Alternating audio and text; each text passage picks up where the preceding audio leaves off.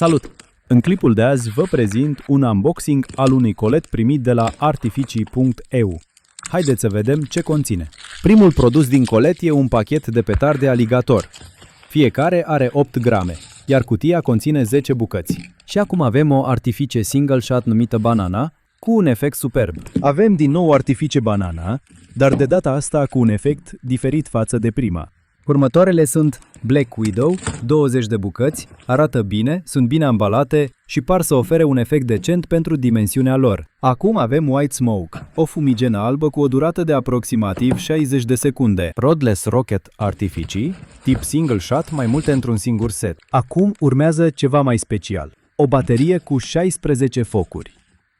Set Vampire, 6 bucăți, flash și bubuitură. Iar pe final avem piesa de rezistență.